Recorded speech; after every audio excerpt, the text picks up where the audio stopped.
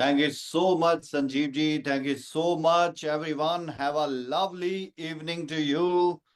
आपको आज की शाम का सबको प्यार भरा नमस्कार और काफी सारे अपडेट्स और काफी सारी अपग्रेडेशंस के साथ आज हम अपनी नेशनल मीटिंग करने जा रहे हैं।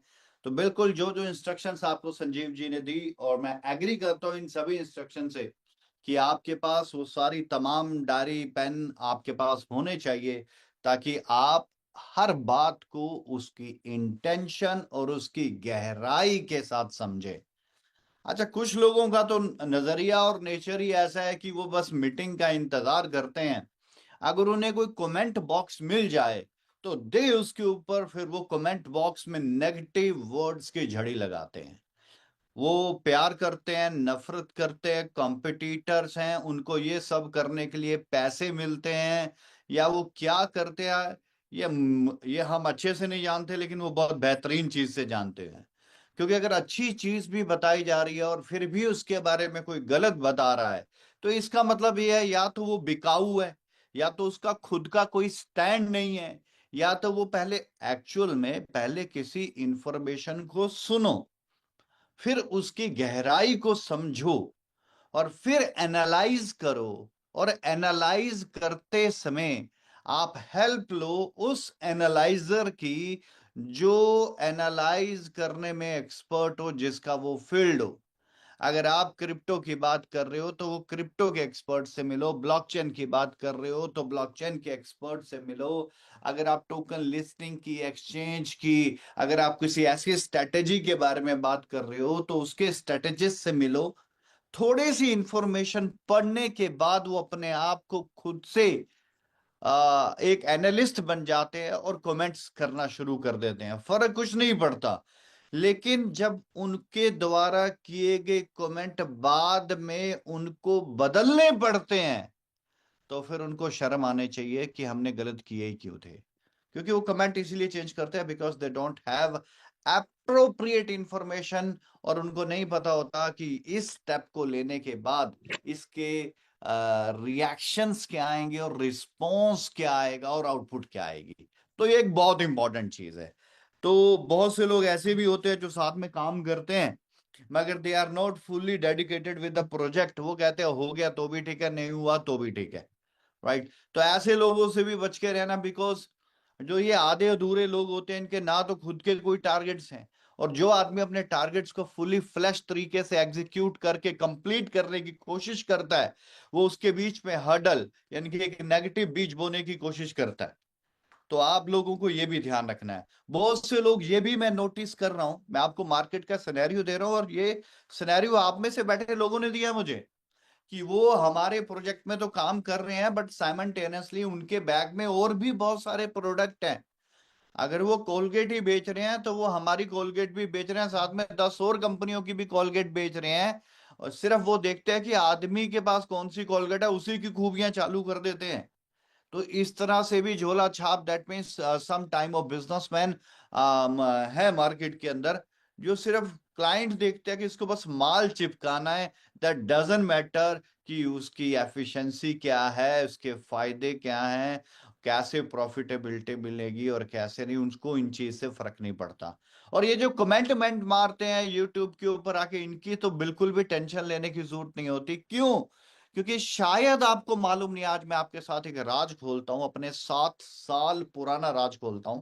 और जो मेरे साथ पुराने लीडर्स हैं, पुराने लोग हैं जो मेरे साथ काम कर रहे हैं, उनको अच्छे से मालूम है कि पहले वो स्टार्ट करते हैं, पहले पूरी प्रेजेंटेशन सुनते हैं, हाँ में हाँ मिलाते हैं, फिर बाद में कोई नाजायज डिमांड करते हैं जो कि हम पूरी बिल्कुल नहीं करते। और जब वो नाजायज डिमांड पूरी नहीं होती तो उसका एक वीडियो बनाते हैं इस कदर कि ये ऐसा है वैसा, और यूट्यूब पे लगाते हैं।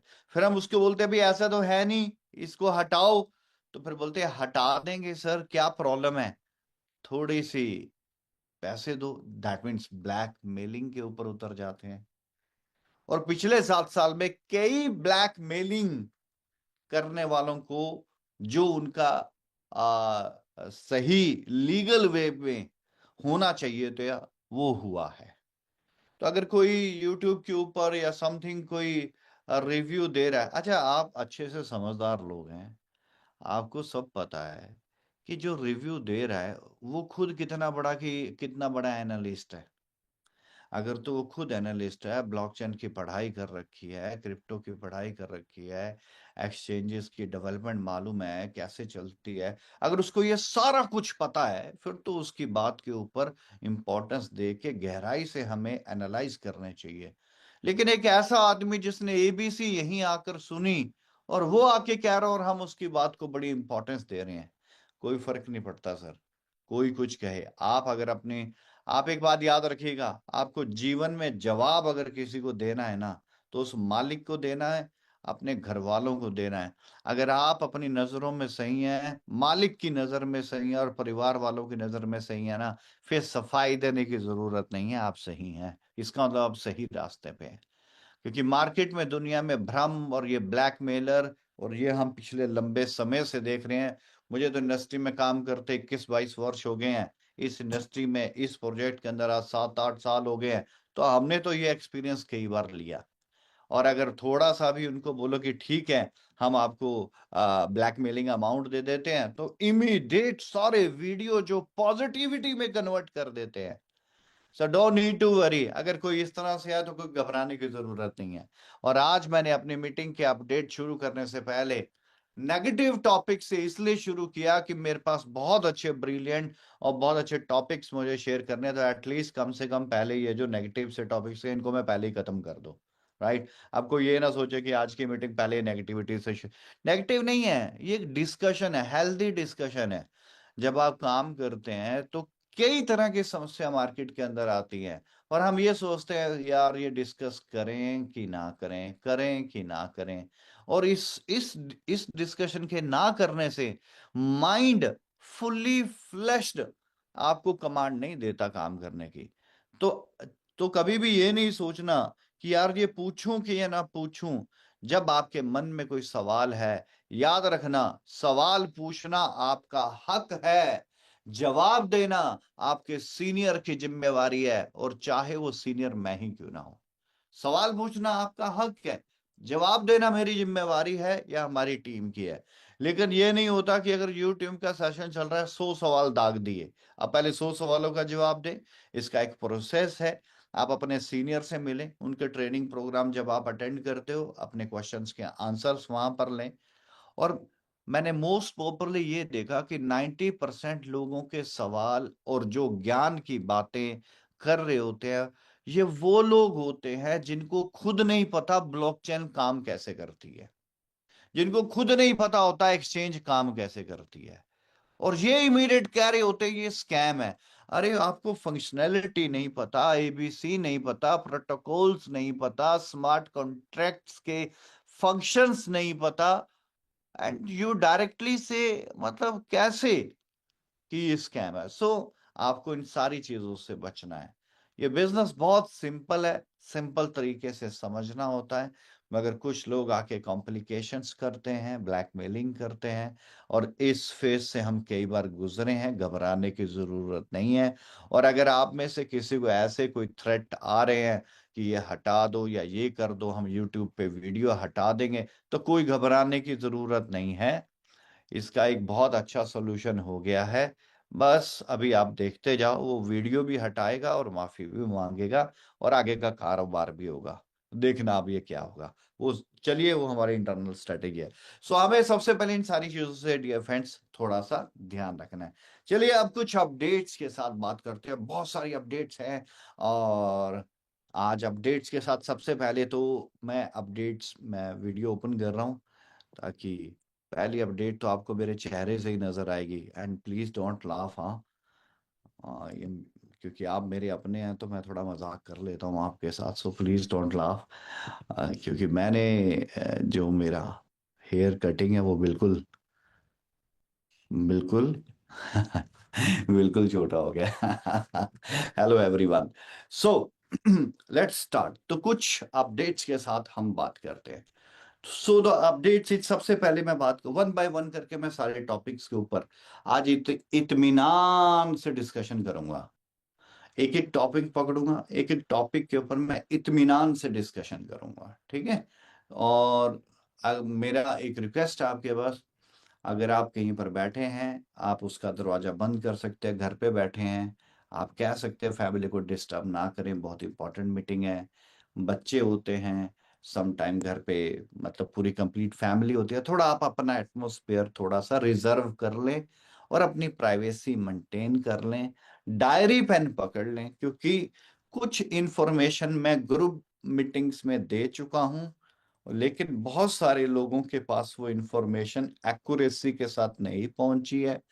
तो एक जिनके पास नहीं पहुंची है उनकी रिपीट हो जाए, जिनके पास पहले पहुंच गई थी उनकी रिपीट हो जाएगी, और जिनकी नहीं पहुंची है उनको वो अपडेट मिल जाएगा। तो एटलीस्ट वो उस इंफॉर्मेशन से अवगत हो जाएंगे, उनके पास वो सारी चीजें आ जाएंगी। ठीक है, तो मैं सबसे पहले टॉपिक शुरू करता हूं एमएसवीपी से।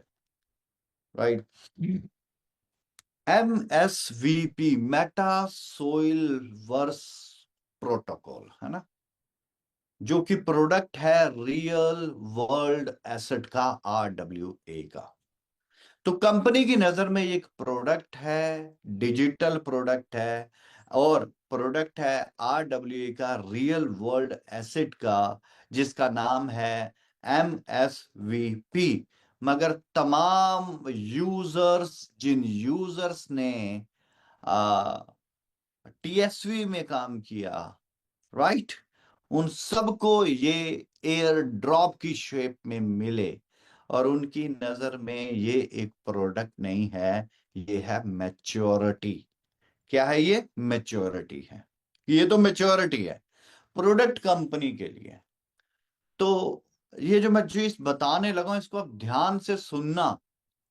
और भाई वो लोग जो सिर्फ उल्टे सीधे कमेंट लिखने की तरफ ध्यान रखते हैं ना, कि ये गलत है, ये बोला था, ऐसा नहीं था, भाई ध्यान से सुनो, आप ही का सलूशन कर रहे हैं।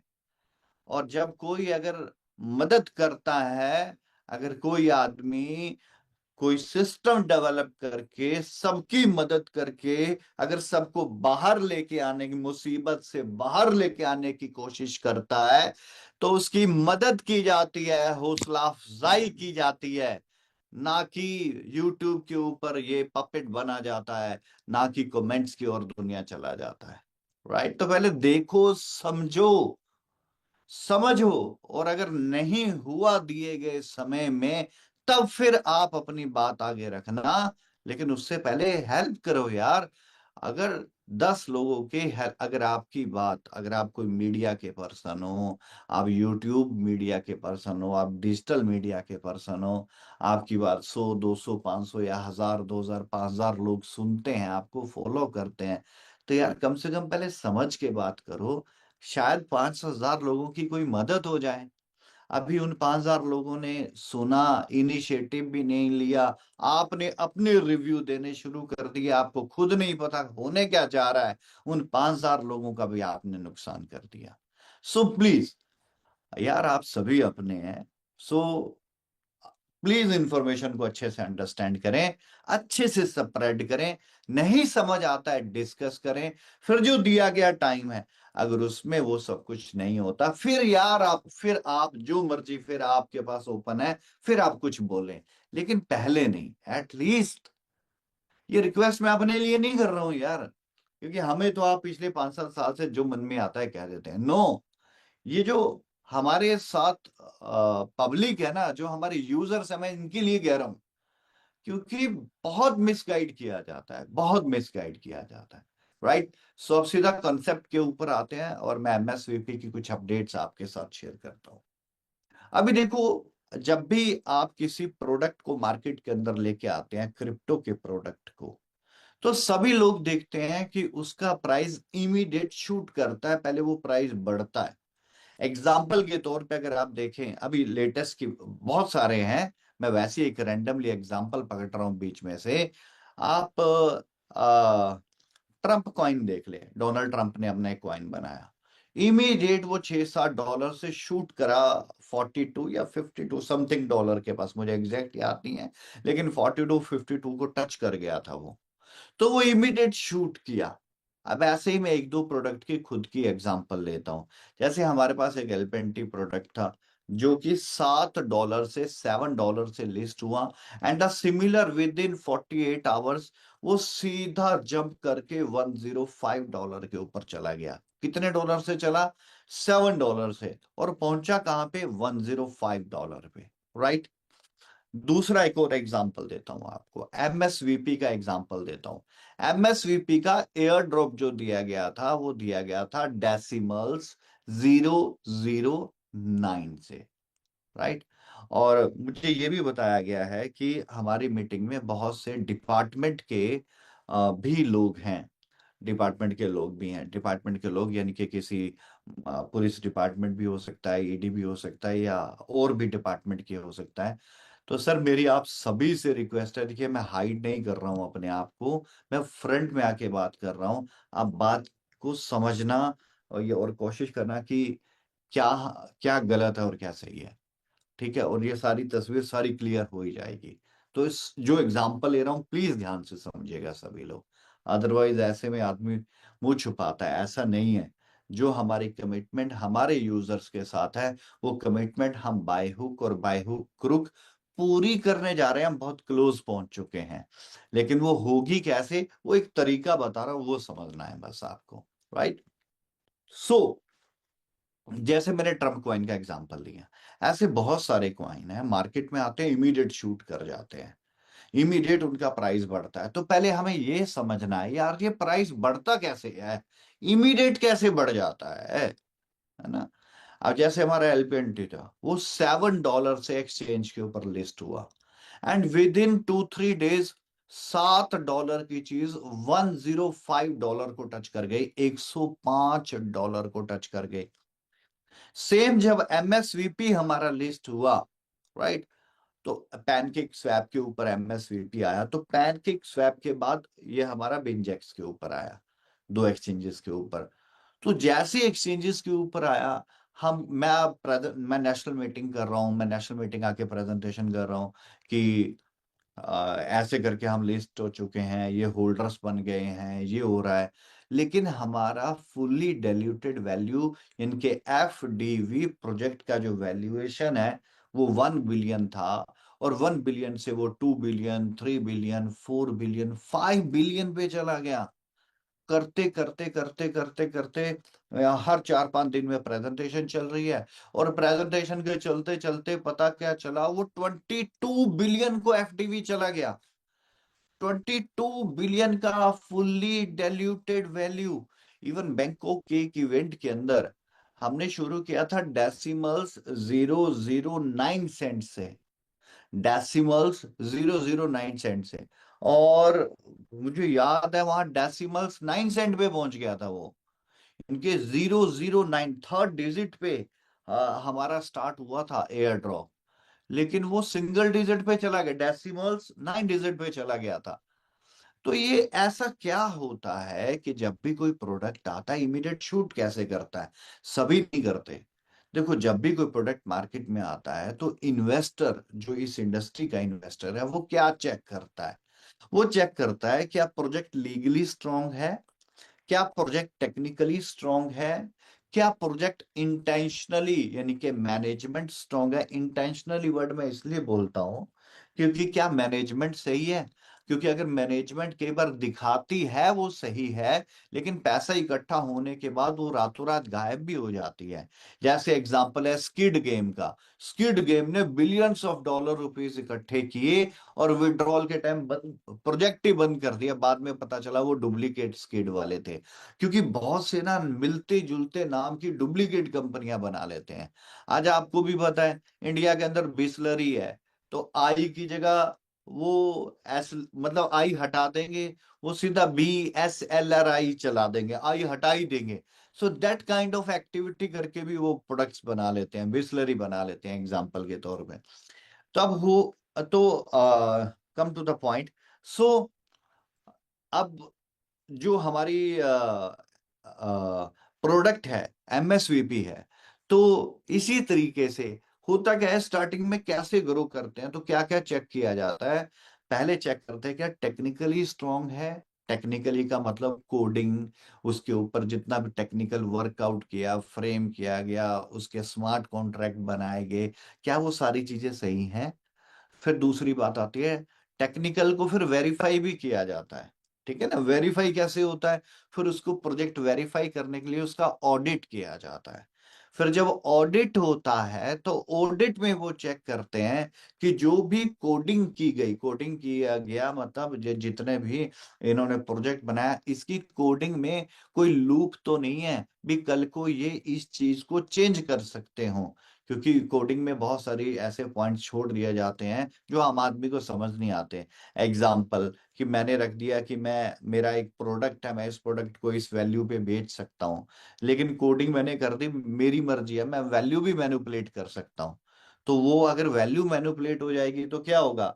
कोडिंग गलत हो गई, तो धोखा हो जाएगा लोगों के साथ। तो ये चीज होती है। तो टेक्निकल, सबसे पहले चेक करेंगे क्या टेक्निकल पैरामीटर सही है। फिर टेक्निकल पैरामीटर अगर सही है तो फिर वो ऑडिट रिपोर्ट चेक करेंगे, क्या ऑडिट सही है? तो फिर ऑडिट रिपोर्ट में फिर उसका पूरे अच्छे से 360 डिग्री वैल्यूएशन होगा। एक एक कोड, यूं समझ लो, एक एक शब्द चेक किया जाएगा, इस तरीके का ऑडिट होता है। फिर वो ऑडिट पास करता है। ऑडिट के बाद आती है बात, क्या वो लीगल पैरामीटर सही है, यानी कि जो भी ब्लॉकचेन इंडस्ट्री के लीगल डॉक्यूमेंट्स होते हैं क्या वो उनको कंप्लीट करते हैं? जी।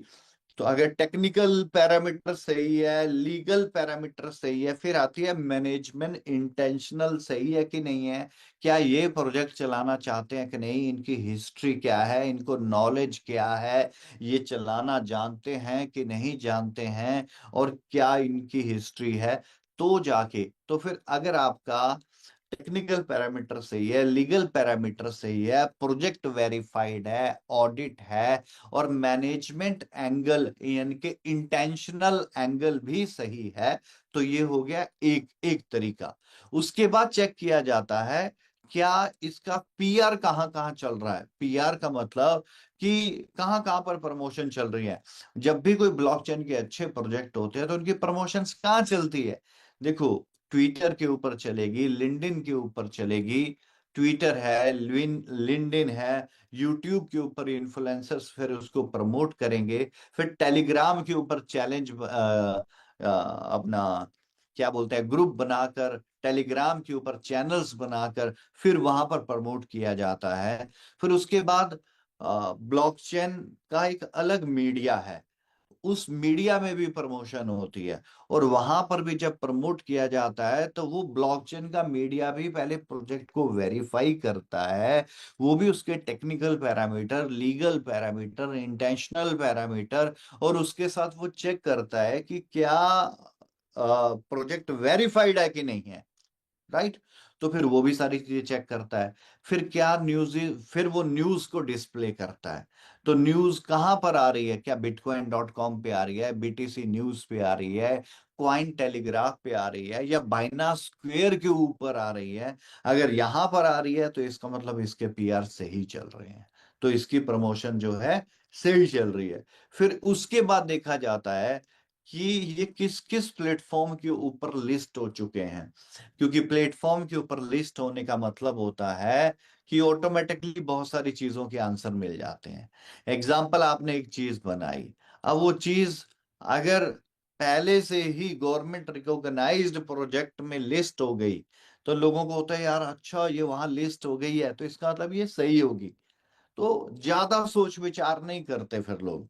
तो इसी तरीके से इस इंडस्ट्री के अंदर भी क्या क्वाइन मार्केट लिस्ट हो गया, या क्वाइन गीको के ऊपर लिस्ट है, या क्वाइन मार्केट कैप, क्वाइन गीको, या क्वाइन गीको के बाद अपना और प्लेटफॉर्म्स हैं, जैसे मल्टी,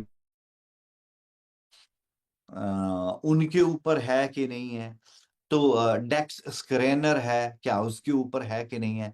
अगर इनके ऊपर भी है तो फिर एक ट्रस्ट लेवल बनता है। अब इन्वेस्टर ने क्या देखना है?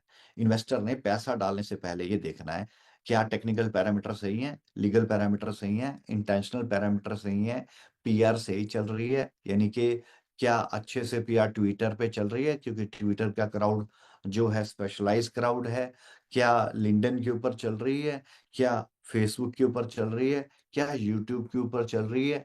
क्या जो इसके मीडिया चैनल्स हैं उसमें बीटीसी न्यूज, बिटकॉइन.com या बाइनांस स्क्वेयर के ऊपर चल रहा है, या कॉइन टेलीग्राफ के ऊपर चल रहा है कि नहीं चल रहा है? अगर उन पे भी सारा चल रहा है, फिर वो चेक करेगा क्या ये कॉइन मार्केट कैप पे है कि नहीं है, क्या ये कॉइन ये गीको टर्मिनल पे है कि नहीं है, क्या ये डेक्स स्क्रीनर के ऊपर है कि नहीं है। फिर उसके बाद फिर वो और चेक करेगा। तो अगर ये सारी चीजें सही रही, फिर एक इन्वेस्टर का कॉन्फिडेंस बन जाता है कि चलो इस प्रोजेक्ट में पैसा लगाना चाहिए। अब जो मैं चीज बताने वाला हूं, ये बहुत इंपॉर्टेंट है, इसे ध्यान से समझना।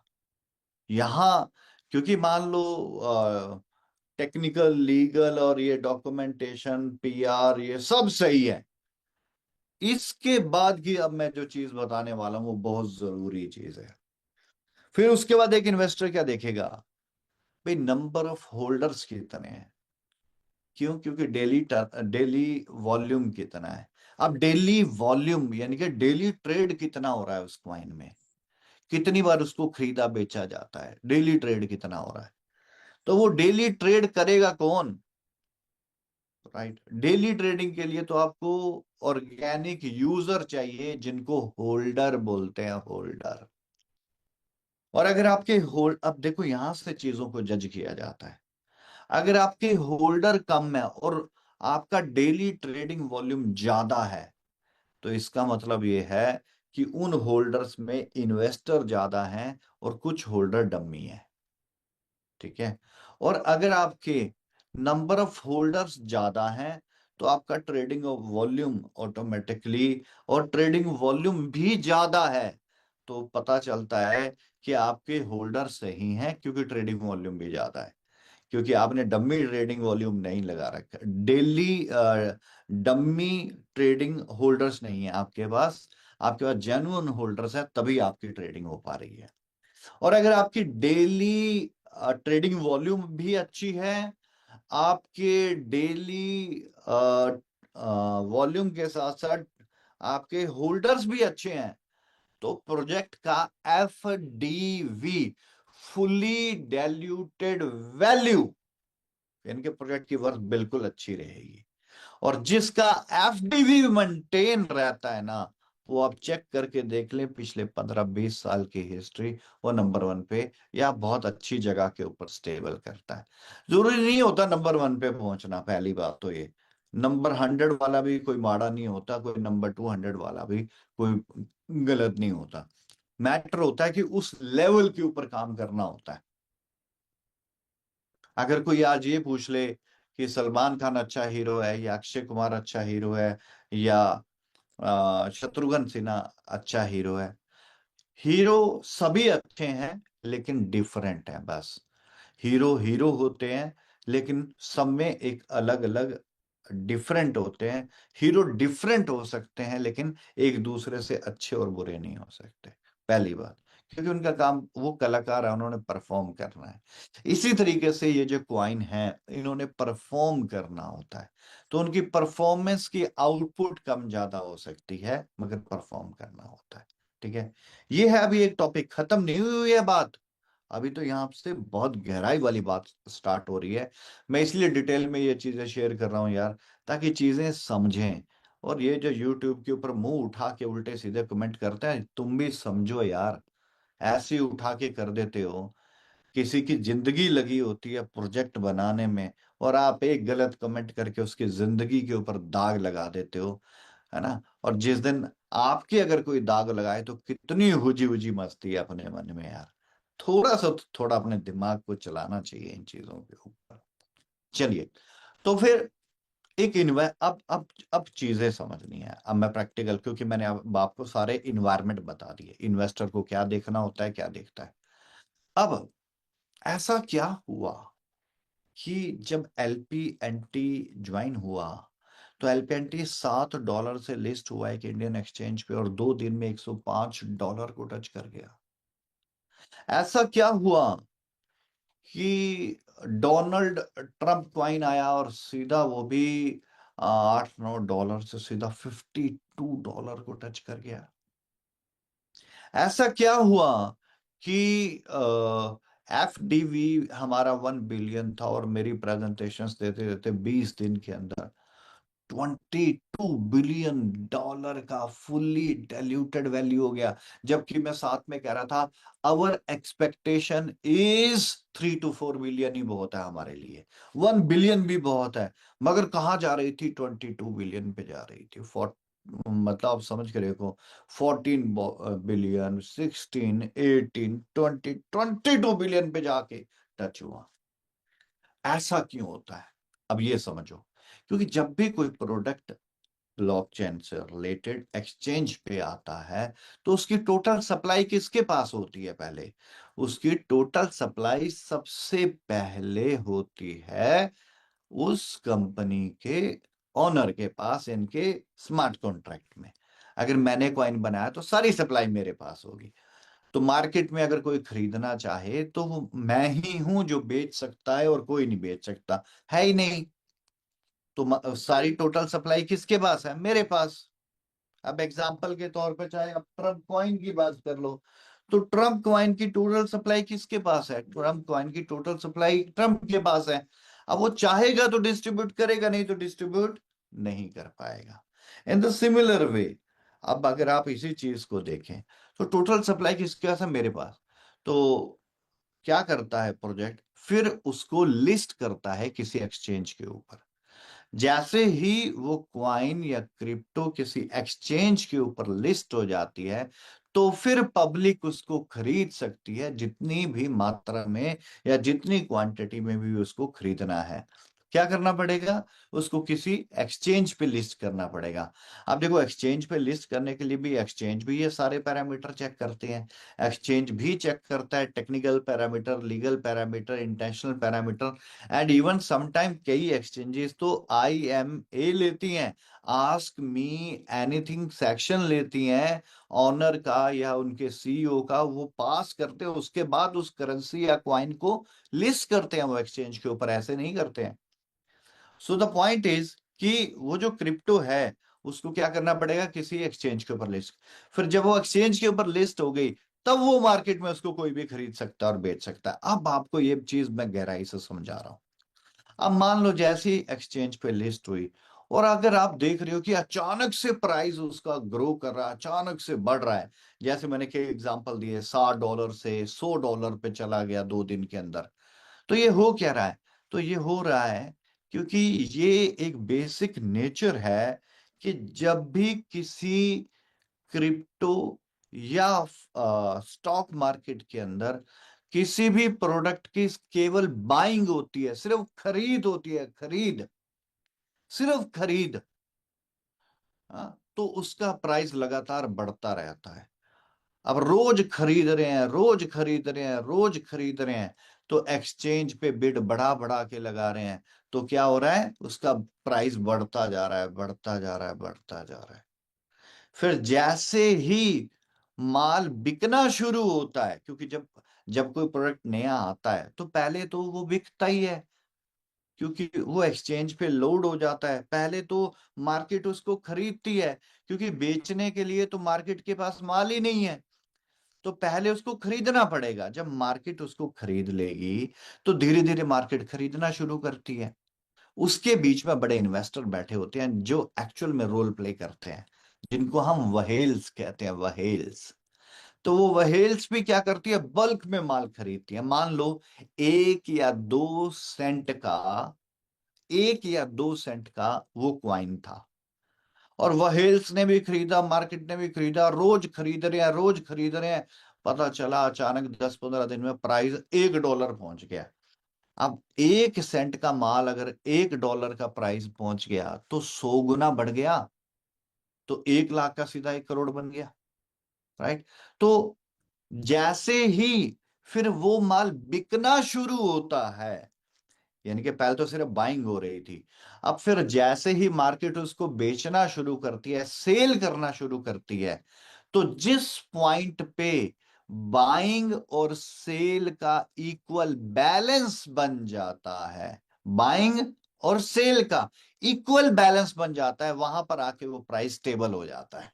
एग्जाम्पल के तौर पे कि जैसे अगर मैं बात करूं एमएसवीपी की, तो $22 बिलियन पे हाई टच किया इसने, 1 बिलियन से $22 बिलियन पे टच किया, मगर स्टेबल कहां हुआ, 4 to 5 बिलियन पे आके ये स्टेबल हो गया, $4 to 5 बिलियन के पास स्टेबल हो गया। अगर मैं यही बात करूं एलपीएनटी के ऊपर, तो स्टार्ट किया $7 से, टच किया $105 पे, लेकिन $80-90 पे आके ये स्टेबल हुआ और लंबे समय वहीं पर चलता रहा। लेकिन जैसे ही मेच्योरिटी ओपन हुई, ये हमारा सबक है, ये हमने सीखा है, ये हमने एलपीएनटी के एक्सपीरियंस से सीखा। जैसे ही मेच्योरिटी ओपन हुई तो मेच्योरिटी सेल में आ गई। अब वहां पर लोगों ने 40 सेंट का, 80 सेंट का, $1 का कॉइन खरीद रखा है, और 1-1 लाख कॉइन, 2-2 लाख कॉइन है, राइट। अब जब खरीदा था, जिसके पास 1 लाख कॉइन है, वो 40 सेंट के थे, और जब उन्होंने देखा 1.5 साल बाद, 18 महीने बाद, तो उसकी वैल्यू $80 थी। अब आप सोचो, 1 लाख कॉइन पड़े हैं 40 सेंट के हिसाब से, 1 लाख कॉइन, राइट। और जब 1 साल, 18 महीने बाद आप देखते हो कि वही कॉइन की वैल्यू $80 है, तो 1 लाख वाले ने 2.5-2.5 करोड़ रुपया कमाया क्रिप्टो से, 1.5-1.5 करोड़, 2.5-2.5 करोड़ कमाया, वैल्यू का डिफरेंस की वजह से, समझिए। लेकिन ये कमाया चंद लोगों नहीं है। क्यों? क्योंकि जैसे ही उन्होंने सेल करना शुरू किया, क्योंकि पहले सिर्फ बाइंग हो रही थी, जैसे ही सेल वो भी बड़े लेवल पे होना शुरू हुई, प्राइस गिरता गया, गिरता गया, और $30-40 पे आके रुका, और उसके बाद सीधा $1 पे आके रुक गया, और उसके बाद माइनस में। तो इसमें अगर अब कोई बोले कि ये इसकी गलती या उसकी गलती, ये किसी की गलती नहीं है, ये मैथमेटिक्स कैलकुलेशंस हैं। ऐसे ही स्टॉक मार्केट या कोई भी ट्रेडिंग मार्केट ऐसे ही चलती है, तो इसमें किसी की मिस्टेक नहीं है। तो ये समझना पड़ता है कि कब खरीदना होता है, कब बेचना होता है, और स्ट्रेटेजी समझनी होती है। अभी utilization, circulation, demand and supply, economics जो इतना पढ़ा रहे हैं, वो पागल थोड़ी ना है।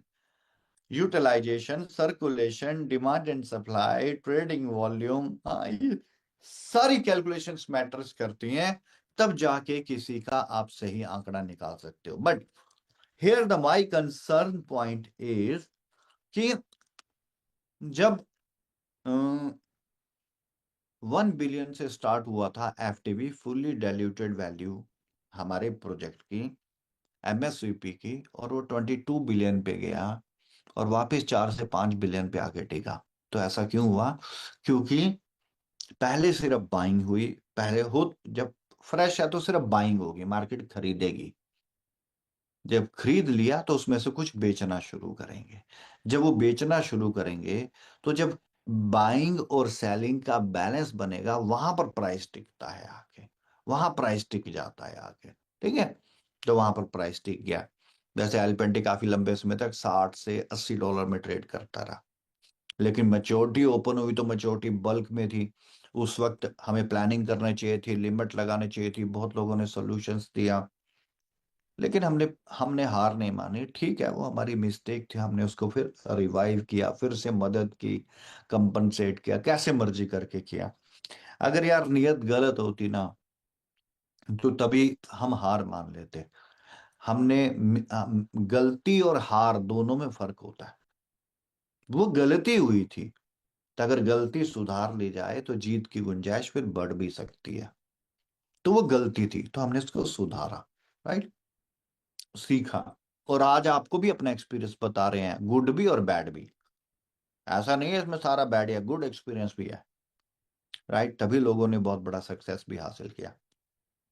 सो अब यहां पर क्या ट्विस्ट आता है, अब हमारा एमएसवीपी, अब जब से ही ये बिकना शुरू हुआ, तो ये 4 बिलियन के एफडीवी के ऊपर स्टेबल हो गया, राइट। लेकिन अगर हमें, अब हमारे लिए तो प्रोडक्ट है एमएसवीपी, आपके लिए तो वो मेच्योरिटी है।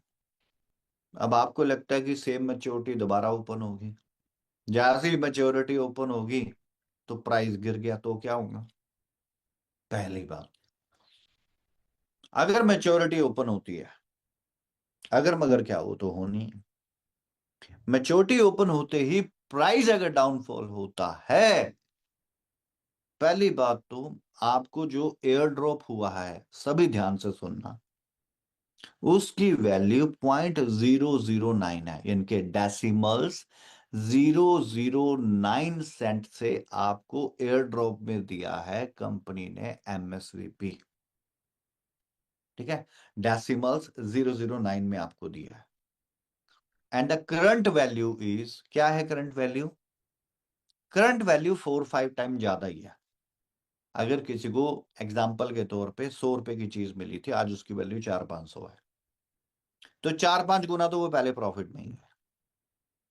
अब जब भी कोई चीज क्रिप्टो की एक्सचेंज पे बल्क में बिकने में जाती है तो उसकी वैल्यू जरूर गिरती है। अब वैल्यू गिरती है, मान लो जिस चीज की वैल्यू प्रैक्टिकल के तौर पे मेरे तो 100 रुपए थे, आज उसकी वैल्यू 5 गुना बढ़ चुकी है, 4-5 गुना ऑलरेडी, वो 400-500 की हो चुकी है।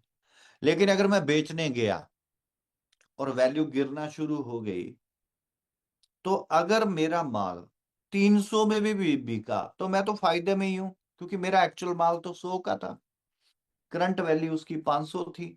जब मैं बेचने गया, अगर 1 गुना मुझे कम भी मिल गया मेरा कोई नुकसान नहीं, 2 गुना कम मिल गया मेरा कोई नुकसान नहीं, मेरा 3 गुना कम मिल गया मुझे कोई नुकसान नहीं, मुझे 4 गुना भी कम मिल गया मुझे कोई नुकसान नहीं, मुझे मेरी वैल्यू ही मिल गई मेरा तब भी कोई नुकसान नहीं, क्योंकि हमारी कमिटमेंट आपको आपकी वैल्यू देना था। और आपकी वैल्यू अगर 1 लाख थी तो कंपनी कहती है आपको 1 लाख मिलना चाहिए।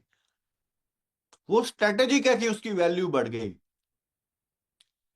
अब यहां पर कुछ मूर्ख आदमी भी जानते हैं क्या करते हैं, आप सभी लोग सुनना है यार ध्यान से, 1000 लोग यहां पर हैं। मूर्ख लोग जानते हो किस बात को लेके फाइट करते हैं और केसेस करते हैं और डिस्टर्ब करते हैं, कि जब हमने आपको दिया तो आपका 1 लाख रुपया था, क्वाइन की वैल्यू बढ़ गई, वो 5 लाख हो गई। वो तो हमारे हाथ में नहीं है ना बढ़ाना और घटाना, वो तो मार्केट के हिसाब से चलती है। हम थोड़ी ना स्टॉक मार्केट को मैनिपुलेट करते हैं, ना हम कर सकते हैं, ना आपको माइका लाल है जो उसको मैनिपुलेट कर लेगा, ना क्रिप्टो की मार्केट को हम मैनिपुलेट कर सकते हैं, हम कर ही नहीं सकते हैं। वो तो अपने अकॉर्डिंग अपनी उसकी demand supply, utilization circulation demand and supply, वो सारी उनकी चीजें हैं, वो हम तो कुछ नहीं कर सकते उसमें। बताना मैं ये चाह रहा हूं कि 100 रुपए वाले को 100 रुपए चाहिए देने थे हमने, तो जब हमने दिए कुछ दिनों बाद वो 500 हो गए, लेकिन जब वो विड्रॉल करने गया तो उसके विड्रॉल 300 ही हुए, उस दिन की वैल्यू के हिसाब से 300 हुए। अब वो जानते हो केस कर रहा है दोबारा कि मेरे को 200 का लॉस हुआ है। अरे यार तेरी चीज की वैल्यू 100 थी, तुझे यार 300 मिल गई, तू खुश मना, तू 200 का केस कर रहा है। ऐसे भी मूर्ख मंद बुद्धि लोग हैं। हम सबका फायदा कराने जा रहे हैं और वो जकड़ के चीजों को नुकसान करने जा रहा है। अगर गवर्नमेंट ऑफिसर्स भी आज मीटिंग में है, सर प्लीज समझना ये एक सबसे बड़ी प्रॉब्लम है, ये वाली चीज जो है ये गुमराह करती है, मतलब लालच से भरे पड़े हैं। अपनी ईमानदारी और अपनी हक हलाल का लेना सबका राइट है सर। अपना हक हलाल और अपना हक हलाल जो है ना वो मिलना चाहिए, मैं उससे एग्री हूं। ना कम ज्यादा ग्रोथ के ऊपर डिपेंड करता है, लेकिन एटलीस्ट जो है वही मिल जाए वही बहुत है, राइट। लेकिन इस तरह का प्रोपोगंडा ना बनाया जाए। चलिए sir, come to the point. अब मेरी प्रेजेंटेशन डायरेक्ट, तो मैंने काफी सारी चीजें आपके साथ डिटेल में शेयर की और अब मैं सीधे सीधे पॉइंट्स के ऊपर आ रहा हूं। So the first point is कि आज के समय में एमएसवीपी जो है तो 4 to 5 बिलियन के फुली डाइल्यूटेड वैल्यू के बीच में काम कर रहा है। अब सबसे पहली बात में स्ट्रेटेजी ये आती है कि सर किस तरीके से हम इसे मेंटेन करेंगे और कैसे हम अपनी मैच्योरिटी को एग्जीक्यूट करेंगे। दुनिया की नजर में, हमारी नजर में एमएसवीपी एक प्रोडक्ट है और आपकी नजर में एक मैच्योरिटी है। सेम ऐसा तो नहीं होगा जैसे मैच्योरिटी आपने एलपीएनटी के अंदर दी थी और धड़ाम से गिर गया था और सारे सिस्टम का सिस्टम कोलैप्स होने के मोड पे आया, वो हमारी इंटेग्रिटी, हमारी ईमानदारी, हमारी लॉयल्टी थी कि हमने जैसे मर्जी कंपनसेट किया, अपने प्रॉफिट से कंपनसेट किया या कोई प्रोडक्ट डेवलप किया, जैसे किया वो हमारी ईमानदारी थी। बट क्या ऐसा तो नहीं होगा? वो हमारा सबक था। अब मैं प्रैक्टिकल बताने जा रहा हूं आपको। सबसे पहली चीज, आज हम खड़े कहाँ हैं? आज हमारी दो एक्सचेंजेस के ऊपर एमएसवीपी लिस्टेड है। दो एक्सचेंजेस के ऊपर एमएसवीपी लिस्टेड है। पहली एक्सचेंज है हमारी डिसेंट्रलाइज, राइट, पैनकेक स्वैप। दूसरी एक्सचेंज है हमारी, जो कि है आपके सामने बिनजैक्स। तो दो एक्सचेंजेस के ऊपर लिस्टेड है, और दो एक्सचेंजेस में लिस्ट होने के बाद हमारी daily trading volume approx $1 million है। मैं बहुत इंपॉर्टेंट पॉइंट बता रहा हूं, नोट करना, समझना, इसको सच में बहुत इंपॉर्टेंट पॉइंट है। $1 मिलियन का डेली ट्रेडिंग वॉल्यूम है, एक चीज। और हमारे अब इतना बड़ा अगर अगर इसका डेली ट्रेडिंग वॉल्यूम है, तो कैसे होगा होल्डर से? तो उसके total number of holder 1 million के करीब है। तो 1 मिलियन होल्डर्स हैं, 1 मिलियन ही हमारा ट्रेडिंग वॉल्यूम है, जिसकी कॉम्बिनेशन से हमारा फुल्ली डाइल्यूटेड वैल्यू एफडीवी, जो मैं डे वन प्रेजेंटेशन में बताता आया हूं एफडीवी के बारे में, वो आज के समय में 4 से 5 बिलियन के बीच में है। तो मतलब हम एक स्ट्रॉन्ग पोजीशन पे हैं। और अब मैं एक चीज और बताना चाह रहा हूँ, जो मेरे दिमाग से स्किप हो गई थी, मैं रिपीट कर रहा हूँ कि जब भी कोई क्वाइन आता है तो पहले बाइंग होती है, जिसकी वजह से उसका प्राइस बढ़ता रहता है, बढ़ता रहता है, बढ़ता रहता है। और जैसे ही उसमें सेल शुरू होती है, फिर उसके इक्वल बैलेंस जहां पर वो बनता है, बाइंग और सेलिंग का इक्वल बैलेंस बनता है, वहां पर उसका प्राइस स्टेबल होता है। चाहे वो फॉरेक्स में क्रिप्टो मार्केट है, चाहे वो सॉरी, चाहे वो क्रिप्टो मार्केट है, और चाहे वो स्टॉक मार्केट है, दोनों के अंदर इसी तरीके से चलता है। ठीक है, अब मैं आगे चलता हूँ। अब हम आज स्टैंड कहाँ खड़ रहे हैं? हमारे पास दो एक्सचेंजेस हैं। हम आप में से किसी को नहीं कह रहे कि आप एमएसवीपी के अंदर एक सिंगल रुपए का इन्वेस्टमेंट करें। कल को अगर आपके इन्वेस्टमेंट में कुछ प्लस माइनस हुआ, वी आर नॉट रिस्पॉन्सिबल। पहले मैं बता रहा हूं आपको, लाइव आके बता रहा हूं, we are the responsible for your maturity amount, की जो आपका मेच्योरिटी का अमाउंट है यार, वो मिल जाए आपको। तो हमारी क्या स्ट्रेटजी है? तो हम अपनी किस स्ट्रेटजी से एग्जीक्यूट कर रहे हैं, हमारी स्ट्रेटजी को अंडरस्टैंड करो। अगर आपको ये लगा कि ये कामयाब हो सकती है, और ये जो मैं स्ट्रेटजी बता रहा हूं, ये 1000% कामयाब होगी, 1000% होगी, मैं लिख के देने को तैयार हूं। लेकिन किसको लगता है नहीं हो सकती, तो वो अपने सीनियर से मिलकर सुजेशन भेज दे।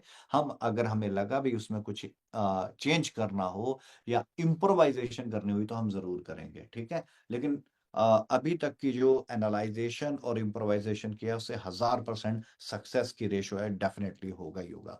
सो now come to the point. अभी हम दो एक्सचेंजेस के ऊपर लिस्टेड है, पैनकेक स्वैप के ऊपर, और दूसरी के ऊपर हम लिस्टेड है, जिसका नाम है पैनकेक स्वैप के साथ बिनजैक्स। तो दो एक्सचेंजेस हैं, एंड द करंट स्टेटस ये है कि 1 मिलियन का ही हमारा यूजर है, इनके डेली वॉल्यूम का, होल्डर्स का, और 1 मिलियन का ही हमारा डेली ट्रेडिंग वॉल्यूम अप्रोक्स खड़ा होता है।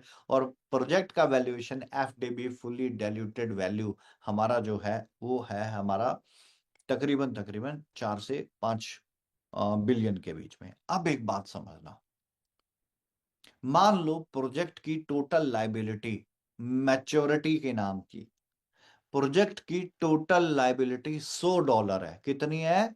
$100 है ना, $100 है। और मेरा डेली ट्रेडिंग वॉल्यूम का मतलब क्या होता है? मेरे उस क्वाइन में डेली खरीद और बेच, डेली ट्रेडिंग वॉल्यूम $500 है। मेरी टोटल लाइबिलिटी $100 है, लेकिन मेरा डेली ट्रेडिंग वॉल्यूम कितना है? डेली ट्रेडिंग वॉल्यूम, मेरा डेली ट्रेडिंग वॉल्यूम है 500 से $600। चलो मिनिमम $500 है। तो क्या होगा, अब समझना। मान लो मेरी टोटल लाइबिलिटी है, वो है $100 की, और क्वाइन की वैल्यू है आज $1 की। $1 क्वाइन का भाव है। $100 की टोटल लाइबिलिटी, $100 की टोटल लाइबिलिटी है। भाव क्वाइन का $1 है और डेली ट्रेडिंग वॉल्यूम चल रहा है 500 से $600। तो 500 से अब जैसे ही वॉलेट ओपन होंगे कि लो वॉलेट ओपन होगी, अपना माल बेचो, तो वॉलेट ओपन होंगे तो वॉलेट में से माल बिकने कितना आएगा? टोटल लाइबिलिटी कितनी है? $100 की। तो जितना मर्जी कर लें, माल बिकने $100 ही आएगा, क्योंकि इससे ज्यादा माल ही नहीं है।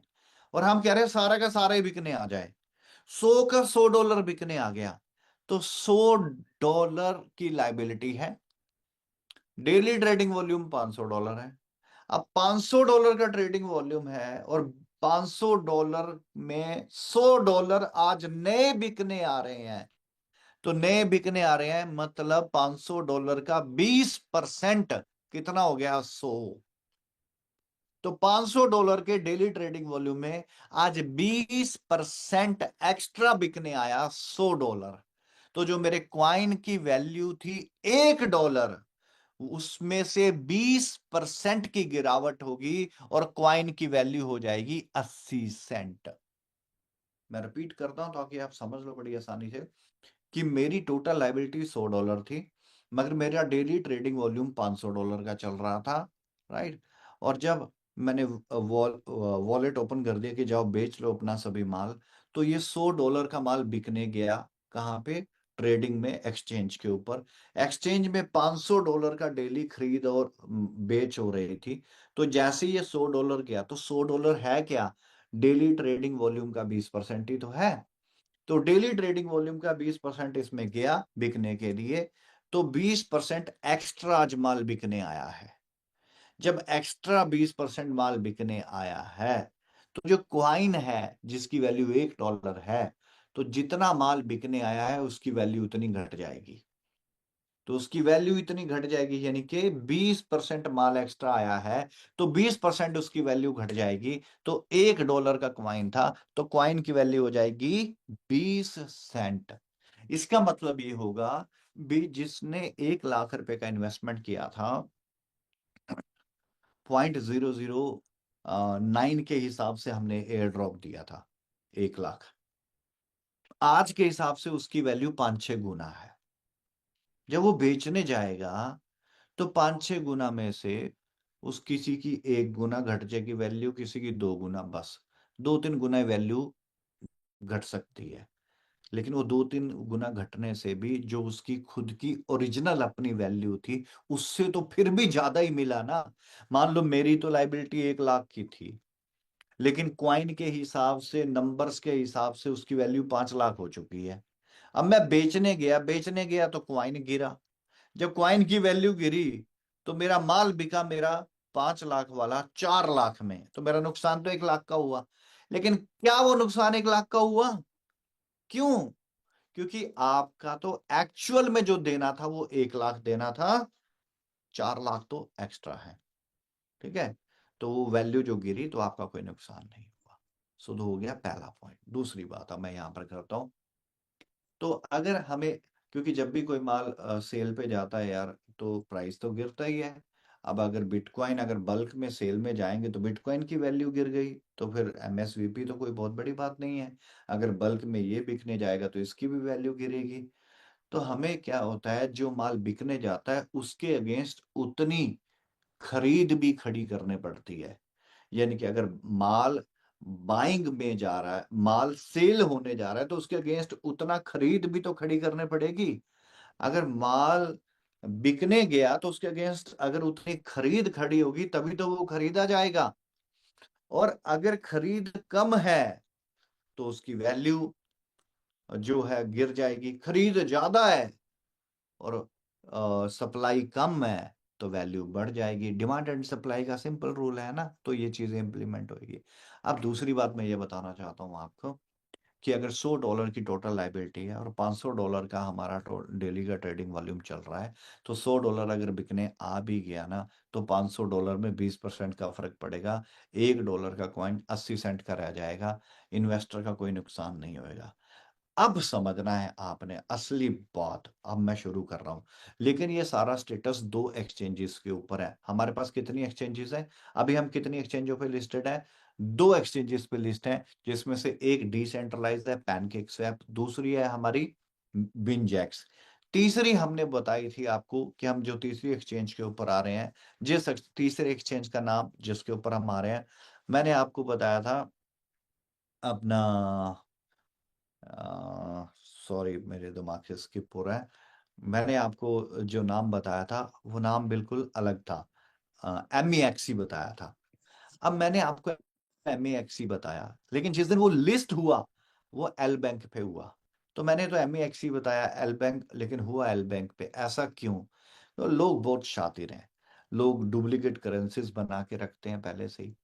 अब मैंने अनाउंसमेंट कर दिया एग्जांपल के तौर पे कि हम MEXC पे आ रहे हैं। आपको नहीं मालूम उन्होंने MEXC पे अपने डुप्लीकेट फर्जी कॉइन लिस्ट करवा के रख लिए। सिर्फ वो डेट का इंतजार कर रहे थे कि जिस दिन ये कंपनी के पर्सन अनाउंस करेंगे कि हम एग्जाम्पल के तौर पे 10 तारीख को MEXC पे लाइव होंगे, तो वो 10 तारीख को वो 1 घंटा पहले लाइव हो जाएंगे और सारे इन्वेस्टर के पैसा उसमें बाइंग, इन्वेस्टर बाइंग करेगा और हम सारा स्कैम कर लेंगे। राइट? तो दाव दिखाने का और लगाने का, और जबकि हमने आपको बोला है कि आप ऑर्गेनिक बाइंग परचेजिंग में अपने रिस्क पे करना, आपको करने की जरूरत नहीं है। MSVP में आपको ट्रेडिंग करने की जरूरत नहीं है, हमने आपको साफ बोला। तो जितने भी हमारे कॉम्पिटिटर्स थे, हर कॉम्पिटिटर्स ने तैयारी करके रखी किसकी, कि ये तो भाई MEXC के ऊपर आ रहे हैं। लेकिन हम किस पे आए? एल बैंक पे आए। वर्ल्ड के 30 नंबर का रैंक है उसका। अब हम 30 नंबर एल बैंक पे आए, उनको सोचने का भी मौका नहीं मिला। रजिस्टर्ड, क्योंकि रजिस्ट्रेशन करने में प्रोसेस लगता है, हफ्ते का प्रोसेस होता है। सारे पैरामीटर्स चेक होते हैं, चाहे वो लीगल हो, टेक्निकल हो, ऑडिट रिपोर्ट्स हो, सारी चेक होंगी, पास होगी, फिर वो लिस्ट होगा। तो जब को वो करते उससे पहले हमने तो, क्योंकि हमने मार्केट को MEXC बोला, उन सब ने MEXC पे अपना अपने आप को रेडी कर लिया। लॉन्चिंग वाले दिन उनको पता चला ये MEXC पे नहीं, ये तो एल बैंक के ऊपर आए। तो हमारी स्ट्रेटेजी सक्सेस हुई और हम थर्ड एक्सचेंज पे लिस्ट हो गए। और अब हम आने जा रहे हैं फोर्थ एक्सचेंज पे। हम फोर्थ एक्सचेंज पे आने जा रहे हैं। तो फोर्थ एक्सचेंज तो हमारी खुद की है, दैट इज हमारी फिंजाई एक्स। चलिए अब मैं एक पॉइंट यहाँ पर एक क्लियर करता हूँ जो बहुत इंपॉर्टेंट है आप सभी के लिए। तो पहली बात तो यह है, दो एक्सचेंजेस के बाद हम कहाँ पे स्टैंड करते हैं? दो एक्सचेंजेस के बाद हम स्टैंड करते हैं 1 मिलियन डेली ट्रेडिंग वॉल्यूम पे। और डेली ट्रेडिंग वॉल्यूम किससे होगी? वो होगी हमारे होल्डर से, है ना? अब देखो होता पता क्या है, जब नया कॉइन आता है तो उसका प्राइस बढ़ता है क्योंकि उसमें इन्वेस्टर जंप करते हैं। तो आपको वहां पर देखते हो होल्डर्स तो कम है लेकिन प्राइस बढ़ रहा है। फिर होता क्या है कि मान लो 1 सेंट, 2 सेंट या 5 सेंट का कॉइन था। होल्डर्स ये सारे टेक्निकल पैरामीटर चेक करते हैं, ये ओके अभी पैसा तो मरेगा नहीं, हमारा प्रोजेक्ट अच्छा है। वो और पैसा डालते हैं, और पैसा डालते हैं, उस प्रोजेक्ट की जो है ग्रोथ हो जाती है। यानी कि अगर वो 5 सेंट का था, वो 10 cent, 20 cent, 30 cent, 40 cent, 50 cent, 60 cent, 80 cent, उसकी वैल्यू बढ़ना लग जाती है। जब उसकी वैल्यू बढ़ने लग जाती है तो वो फिर आम पब्लिक की नजर में आ जाता है। फिर आम पब्लिक भी वो सारी चीजें, लीगल पैरामीटर, टेक्निकल पैरामीटर, है ना, इंटेंशनल पैरामीटर, वो फिर PR और वो सारी चीजें चेक करती है। फिर वो पैसा डालना शुरू करती है, फिर उसकी वैल्यू और बढ़ जाती है। फिर अभी तक क्या चल रहा है? बाइंग ही चल रही है। फिर जब किसी चीज में बाइंग चलती रहती है तो क्या होता है? प्राइस बढ़ता है। अब वो 5-10 सेंट का जो क्वाइन होता है वो $1 को टच कर जाता है। फिर इन्वेस्टर अब यहाँ पर क्या करता है? अब वो यहाँ से स्किप करता है, वो बल्क में पैसा निकालता है और एग्जिट कर जाता है। तो इन्वेस्टर एग्जिट कर जाता है, फंस जाता है कौन? छोटा इन्वेस्टर। $100, $200, $500, 1000, 5000, 2000, 10,000, ये वाला फंस जाता है।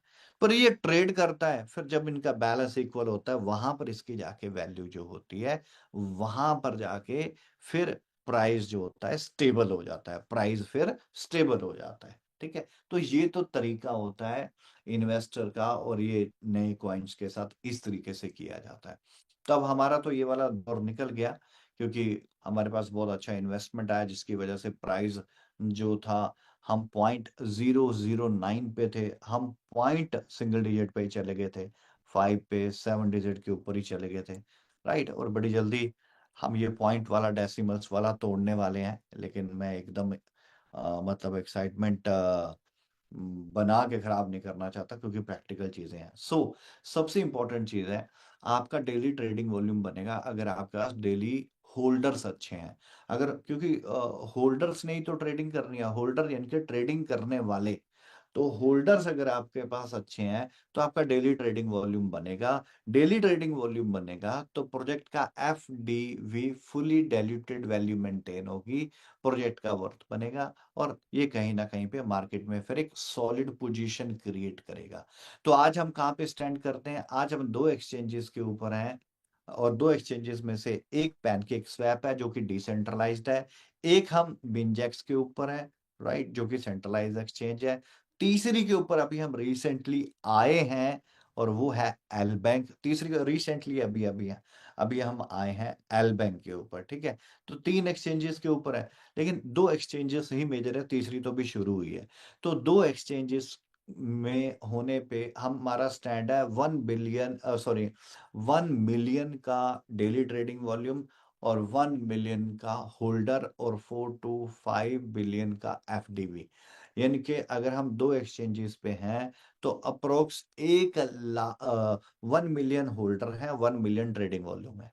तो इसका मतलब सीधा सीधा हो गया कि दो एक्सचेंजेस पे होने से हम 1 मिलियन का होल्डर बना सकते हैं, और 1 मिलियन का ही हम अपना ट्रेडिंग वॉल्यूम बना सकते हैं। और दो एक्सचेंजेस का मतलब ये भी हो गया कि हम 5 बिलियन के आसपास हम अपना एफडीबी फुली डाइल्यूटेड वैल्यू भी बना सकते हैं। अब समझना एक बात को, अब इसमें दो एक्सचेंज और आ जाती हैं। अगर दो एक्सचेंज और आ जाती हैं तो जाहिर सी बात है 1 बिलियन का नया होल्डर आ जाएगा, 1 मिलियन का, और 1 मिलियन का ही नया ट्रेडिंग वॉल्यूम आ जाएगा, और अप्रोक्स 4 to 5 बिलियन का हमारे पास क्या आ जाएगा? 4 to 5 बिलियन का एफडीबी फुल्ली डाइल्यूटेड वैल्यू आ जाएगा। मान लो और दो एक्सचेंज आ जाती हैं तो फिर ये और ऐड हो जाएगा। तो ऐसे करते अगर 10 एक्सचेंजेस हो जाती हैं तो मिनिमम $5 मिलियन का होल्डर, 5 मिलियन तो होल्डर हो जाएंगे। $5 मिलियन का हमारे पास डेली ट्रेडिंग वॉल्यूम हो जाएगा, और 10 एक्सचेंजेस के बाद हमारा फुली डाइल्यूटेड वैल्यू अप्रोक्स 25 से 30 बिलियन डॉलर का हो जाएगा। 25 से 30 बिलियन डॉलर का प्रोजेक्ट वैल्यूएशन हो जाएगा, ठीक है। तो अब सुने ध्यान से, हमारी स्ट्रेटेजी है 10 एक्सचेंजेस पे आना अगले 1 से 2 महीने में। कितने में? अगले 1 से 2 महीने में। और हम अपने ऑर्गेनिक क्राउड को नहीं करें, क्योंकि हमारा टारगेट है हम हर एक्सचेंज में 100% क्राउड है, उस क्राउड का 1% क्राउड, और उस 1% क्राउड का 10% हिस्से को हम टारगेट कर रहे हैं। अब क्या क्या टारगेट कर रहे हैं कि वो हमारे पास आए अच्छे अच्छे प्रोजेक्ट्स में। 500,000 ट्रेडिंग वॉल्यूम और 500,000 होल्डर्स को बहुत अच्छा माना जाता है। अच्छे अच्छे प्रोजेक्ट्स की बात कर रहा हूं मैं। 500,000 ट्रेडिंग वॉल्यूम और 500,000 का ही होल्डर हो तो बहुत अच्छा माना जाता है। लेकिन अब दो एक्सचेंजेस के बाद 1 मिलियन का होल्डर्स है और 1 मिलियन की ही डेली ट्रेडिंग वॉल्यूम और $5 बिलियन का फुली डाइल्यूटेड वैल्यू पे खड़े हैं। तो हम अपनी स्ट्रॉन्ग पोजीशन बना चुके हैं। अब जैसे जैसे हम एक्सचेंजेस के ऊपर लिस्ट होते जा रहे हैं, अब ध्यान से सुनना, हमारा टारगेट है अगले 1 से 2 महीने में 10 की 10 एक्सचेंजेस को कंप्लीट करना। अगले 1 से 2 महीने में 10 की 10 एक्सचेंजेस को कंप्लीट करना, दैट इज अवर टारगेट। 2 पे और हो गया, 2 पे और हो गया, 4 पे हो गए हम एक किस्म से, 4 पे हो गए अब हम एक किस्म से। अब एक बात को समझना है आपने ध्यान से कि अब हम सिर्फ 0.10% हर एक्सचेंज के 0.10% क्राउड को टारगेट कर रहे हैं। वो टारगेट चेक क्या करता है, क्यों आएगा हमारे पास वो टारगेट?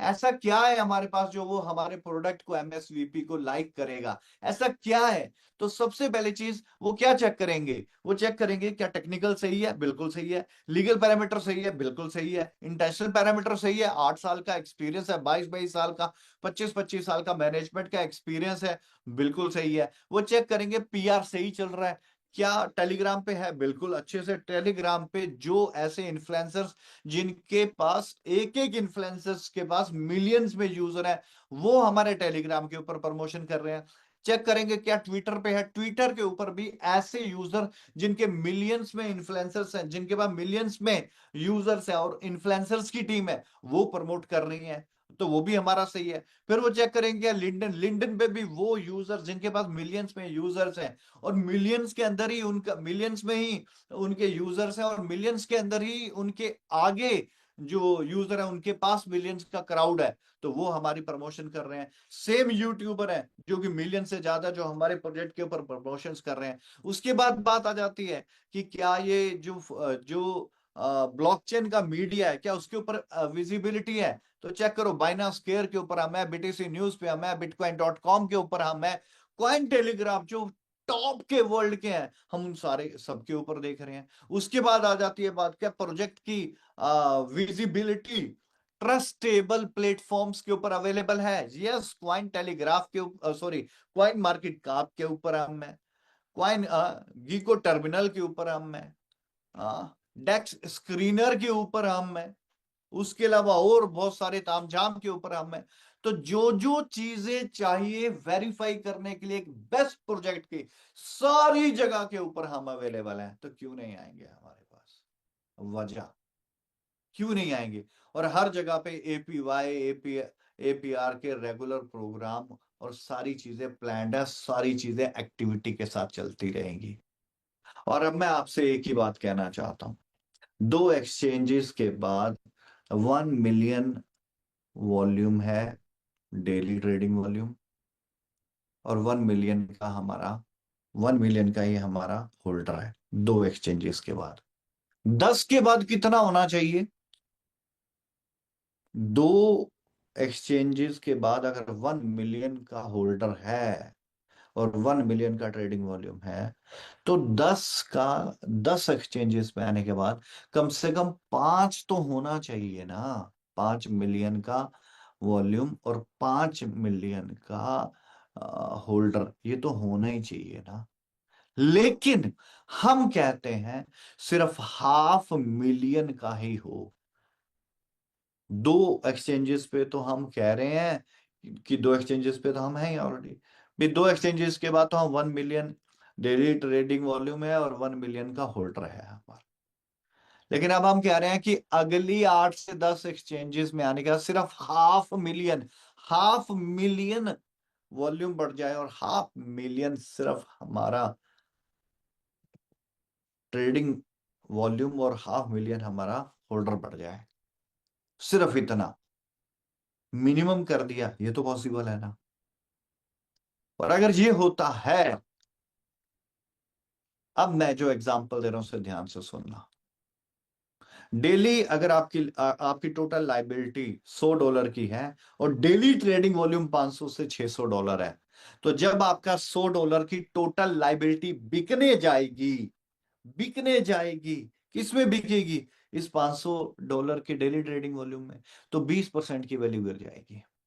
लेकिन अगर आपकी $100 की लाइबिलिटी है और $2,000 का ट्रेडिंग चल रहा है, डेली का ट्रेडिंग वॉल्यूम $2,000 का है, तो जब ये आपका $100 बिकने जाएगा और डेली $2,000 का ट्रेडिंग वॉल्यूम चल रहा है, तो जब ये $100 $2,000 के ट्रेडिंग वॉल्यूम में जाके बिकने जाएगा, क्या इफेक्ट पड़ेगा सर?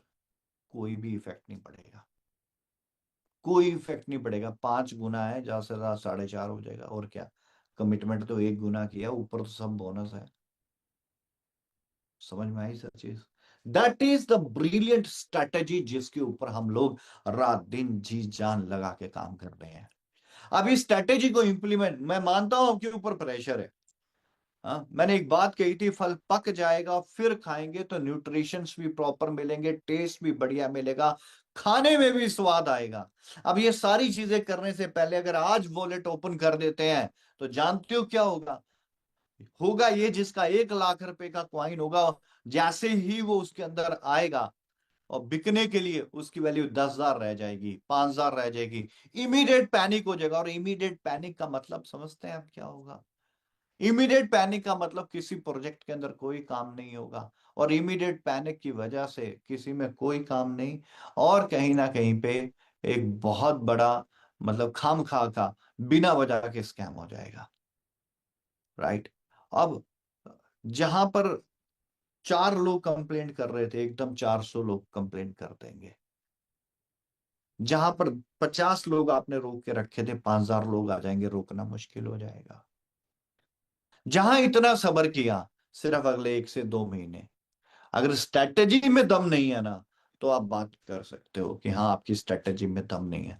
फिर आप अपने सुजेशन भेजो, हम वर्कआउट करते हैं, हमारे पास टाइम है। लेकिन अगले 1 से 2 महीने के अंदर मैं अपनी स्ट्रेटेजी के सिर्फ 5% हिस्से से ही सेटिस्फाई हूं कि मैंने 100 कर दिया, और आउटपुट अगर 5 आई, मैं तो भी निकल जाऊंगा। मैं नहीं निकल जाऊंगा, हम सब निकल जाएंगे। जबकि स्ट्रेटेजी तो बहुत कुछ कहती है। सो डियर फ्रेंड्स, घबराने की जरूरत नहीं है, नेगेटिव कमेंट्स पास करने की जरूरत नहीं है। एक साथ जुट के यार मेहनत करते हैं, निकल जाएंगे, कोई बड़ी बात नहीं है। मार्केट क्रैश हो गया, स्विस बैंक क्रैश हो गया, एचएसबीसी में लॉस हो गया, बड़े बड़े बैंक्स के अंदर लॉस हो गया यार। हम तो इतने बड़े नहीं थे, लेकिन हम फिर भी स्टैंड लेके खड़े हैं यार, और स्ट्रैटेजिकली काम कर रहे हैं। तो एक छोटा सा साथ क्या पता एक बहुत बड़ा revolution create करते हैं। I hope you understand. So this one is the strategy for MSVP। इसको लेके हमारी ये स्ट्रेटेजी है जिसके ऊपर हम एग्जीक्यूशन कर रहे हैं। और वैसे मैंने छोटी छोटी मीटिंगों के अंदर ये डिस्कशन किया था, आज मैंने बहुत ज्यादा डिटेल में और काफी सारी चीजों के साथ डिस्कशन किया है सर। और ये पॉसिबल है, और 100% पॉसिबल होगा। No need to worry, we will make the history. हम डेफिनेटली हम ये चीज करके दिखाएंगे। थोड़े से और वक्त की बात है, जहां इतना सब्र किया है, थोड़ा सा सब्र हो रहा है, and we will get the practical result dear friends, practical result. अगर कुछ और नहीं कर सकते तो कम से कम जुबान भी गंदी ना करे, जुबान से भी सही बात ही बोले। राइट, दुआ करें, जरूर ये सब कुछ होगा, और डेफिनेटली हम एक बहुत बड़ा इतिहास बनाएंगे सर। राइट, अब मैं आगे चलता हूँ। सो मैंने एमएसवीपी की बात की, तो आप सबको, वैसे तो अभी अब आपको सबको पता चल गया है कि कोई मतलब इसमें ऐसी, इन द सेंस मेरे कहने का कि कोई खास चीज, क्योंकि एल बैंक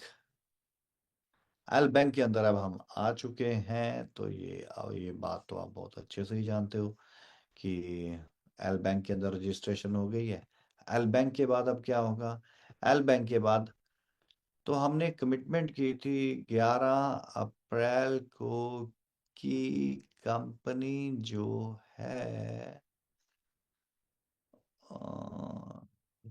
कंपनी जो है वो अपनी खुद की एक्सचेंज लॉन्च करेगी। यस, है ना, हमने ये बात की थी कि कंपनी अपनी खुद की एक्सचेंज। मैं एक सेकंड जस्ट चेक इन कर रहा हूँ, एक सेकंड दीजिए। Send to your email, okay, I will open my email.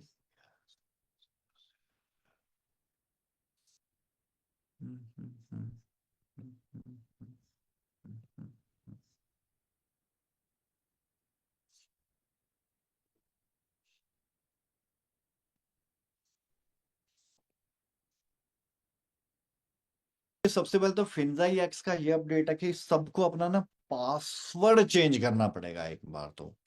एक बार क्योंकि आपको पता है कि एक्सचेंज अपडेट होके आ रही है, तो एक बार तो आप सबने अपना पासवर्ड चेंज करना है। तो ऑफिशियल अनाउंसमेंट ये है डियर फ्रेंड्स, 11 अप्रैल का आपको टाइम दिया था कि सेकंड, वैसे बताया था कि सेकंड वीक तक इनके हम जो है अपनी खुद की एक्सचेंज लॉन्च कर देंगे। तो यस, आज 11 तारीख है। मैनी मैनी कॉन्ग्रेचुलेशन, आप सबको दिल से हार्दिक बधाई। हमारी एक्सचेंज लाइव हो चुकी है, हमारी एक्सचेंज लाइव हो चुकी है। सबसे जबरदस्त बात। और दूसरी चीज, मैं इसे ओपन करके आप लोगों के बीच में डिस्प्ले करना चाह रहा हूं।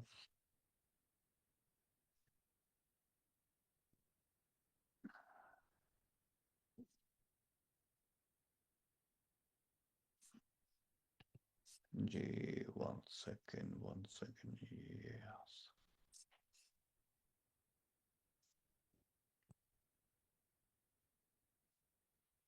जी,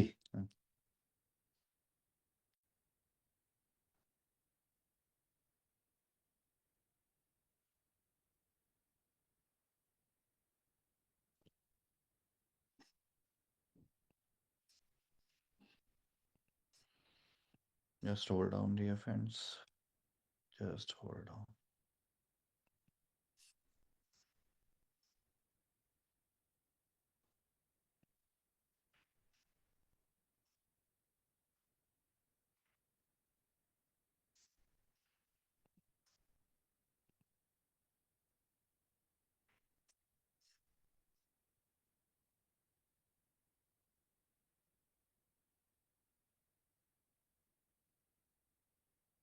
Yes, I'm ready.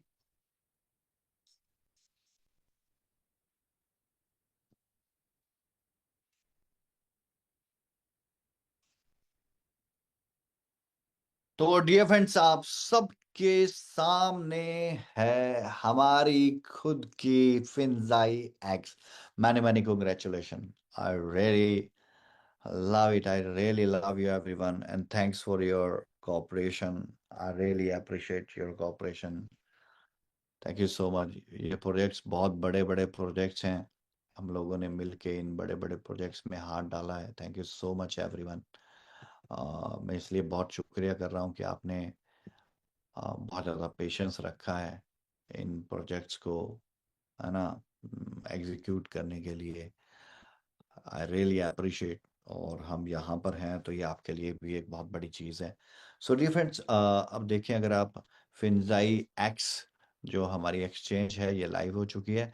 बहुत सारे रनिंग फीचर्स हैं, वो रनिंग मोड पे ही अपडेट होते जाएंगे। यहाँ टॉप में लिखा है buy crypto market trade learn old exchange. तो ओल्ड एक्सचेंज का डेटा भी यहाँ पर है जो इजीली फैच हो जाएगा जैसे ही ये फंक्शन यहाँ पर स्टार्ट कर दिया जाएगा। ठीक है। और सिक्योरिटी के तौर पे यहाँ पर ऊपर ये देखो, आप ये कह सकते हो कि मैसेज रिफ्लेक्ट हो रहा है। Two factor authentication is not enabled, enable now. सभी को अपना 2FA जो है इनेबल्ड करना है, अपने अकाउंट्स को सिक्योर करना है, क्योंकि हर कोई यहाँ हैकिंग के लिए बिल्कुल तत्पर तैयार रहता है। ठीक है। Next upcoming module is future trade B B live and earn with the future. तो यहाँ पर ये ऑप्शन बताया कैसे करना है। सिक्योरिटी अलर्ट भी बताया है। And two factor authentication is not at not enabled, इसको इनेबल करें। Future trade next upcoming module is future trade. तो काफ़ी सारी देखिए इंफॉर्मेशन यहाँ पर चल रही हैं। ठीक है। और ये डेटा ट्रेडिंग, ये सारी चीज़ें 24 आवर वॉल्यूम, आप जो जो देखना चाहते हो आप देख सकते हो। सोल का XRP, मतलब जो आपको देखना है आप देख सकते हो। ठीक है। यहाँ पर सारी चीज़ों की ट्रेडिंग वॉल्यूम। तो हमारी खुद की कुल मिला के बात है, एक्सचेंज लाइव है, और मैं बहुत बहुत शुक्रगुजार हूँ उस मालिक का और आप सब का। आप सबके बेस्ट कॉपरेशन की वजह से यार हम यहाँ तक पहुंचे हैं। ये बहुत प्राउड मोमेंट्स हैं यार, आपकी खुद की एक्सचेंज है। यू आर द ऑनर यार, मतलब आपका प्रोजेक्ट एक मालिक है एक्सचेंज का, है ना। और एक्सचेंज हो गया है हमारा। और इसके बाद के जो धमाके हैं ना वो डाइजेशन के काबिल नहीं है। तो स्टेप बाय स्टेप हम वो भी ज़रूर आपको पहुंचाएंगे। तो सबसे पहली चीज़, मैच्योरिटी कब होगी, कैसे होगी। सो मैच्योरिटी का मैंने आपको बिल्कुल बड़ा सीधा जवाब दे दिया। आप बोलो तो आज ही वॉलेट खोल देते हैं। आज ही वॉलेट खोल देते हैं, जो बनेगा देखा जाएगा फिर, और क्या। और अगर आप चाहते हैं कि वॉलेट तब खोले जाएं कि जब आपको सब अप्रिशिएट करें, देखो दो चीजें हैं यहाँ पे। अगर आपने समय से पहले वॉलेट खोला और प्राइस गिरा तो आपका इन्वेस्टर बिगड़ जाएगा, और बिगड़ जाएगा तो मल्टीपल केसेस और मल्टीपल जो है समस्याओं का सामना करना पड़ेगा। और अगर हमने जहां पर इतना रोका, थोड़ा सा और समझदारी से स्टेप लिया, तो वही इन्वेस्टर आपको फिर इन्वेस्टमेंट देगा। क्योंकि पैसा सिर्फ रोटेट होता है, रोल होता है। वो वहां से पैसा रोटेट होके मेकाई में आएगा, मेकाई में होगा आपका कमीशन बढ़ेगा, दोबारा से लिक्विडिटी बढ़ेगा। और अगर आप डिस्टर्ब होते हो, अगर आप समय से पहले वॉलेट ओपन करते हो, तो फिर वही बात है, वो आपको काम नहीं करने देगा, आपका सेल पे इफेक्ट पड़ेगा, मेकाई में भी आप पीछे रह जाएंगे। तो कहीं ना कहीं पे सेल्स के साथ जुड़े हैं दोनों पक्ष। एक पक्ष टीम का, लीडरशिप का, और एक पक्ष मैनेजमेंट का, कंपनी का और उनके बैकएंड का, और ये दोनों ही पक्ष जुड़े हैं सेल्स से। सो कोई भी ऐसा स्टेप जो सेल्स को रिड्यूस करता है, उससे दोनों ही आप कह सकते हो खानों के अंदर या दोनों ही कम्युनिटीज में ट्रबल क्रिएट होती है, लॉस बनता है, दोनों कम्युनिटीज प्रॉफ। और अगर आपकी सेल्स ग्रो करती है तो आपकी लीडरशिप कम्युनिटी, सीनियर्स की कम्युनिटी भी खुश होती है, कमीशन बनते हैं। एंड आपकी कंपनी की मैनेजमेंट कम्युनिटी वो भी खुश होती है और वो भी अच्छा पैसा बनाती है, क्योंकि उसके पास ट्रेड करने के लिए एक सही मात्रा में लिक्विडिटी का फ्लो बनता है। सो डियर फ्रेंड्स, हमारी एक्सचेंज लाइव हो चुकी है। Many many congratulation. L bank के ऊपर MSVP लिस्टेड हो चुका है। Again many many congratulation. और बड़ी जल्दी अब हमारी फोर्थ एक्सचेंज हो चुकी है, तो बड़ी जल्दी अब एमफैव आ जाएगा। तो एमफैव का यहाँ पर डिलीवरी और एमफैव के प्रॉफिटेबिलिटी, और उसके बाद फोर्थ एक्सचेंज हमारी MSVP की लिस्टिंग हो जाएगी। एंड कंप्लीट MSVP की लिस्टिंग के बाद फिर फिफ्थ एक्सचेंज, सिक्स्थ एक्सचेंज।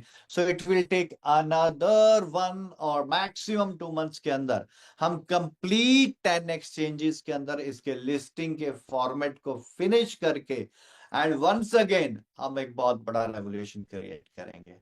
आप कुछ भी सोचते हो, आप पॉजिटिव सोच रहे हो, नेगेटिव सोच रहे हो, एक बार इंप्लीमेंट होने दो और इंप्लीमेंट करने में अपना साथ दो यार, and you will love it, you will enjoy it. आप सब एंजॉय करेंगे, वादा है मेरा। Thank you so much everyone for inviting me this wonderful session and the wonderful meeting to everyone. Thank you so much, thank you so much Bhushan Kulkarni ji. And leaders, मैं special आपको कहना चाहूंगा यार, अपने आपके जो सीनियर्स हैं बहुत पेन लेते हैं, है ना? तो प्लीज, मैंने सीधी सीधी बातें कह दी हैं, यही बातें उन्होंने कहनी है। थोड़ा कोऑपरेट करें, उन्हें भी परेशान ना करें, ज्यादा क्वेश्चनरी ना करें। हम सब साथ में हैं यार। कोई भी परेशान होता है तो यूं समझ लेना कि लास्ट में आके मैं और रविंदर जी, हम उनके साथ ही खड़े हैं, हम सबके साथ खड़े हैं, सबके साथ हैं। So no need to worry, just make your strategy, काम पे लगें, घबराने की जरूरत नहीं है, बैठ के कुछ नहीं होगा, है ना? उतर के मैदान में उतरना ही पड़ेगा। अगर अच्छी फसल करनी है तो भाई खेती में तो उतरना पड़ेगा, खेती तो करनी पड़ेगी, कुदाल, हल, सब कुछ लेके आना पड़ेगा। Thank you so much everyone, have a lovely evening to you. Thank you so much, thank you so much.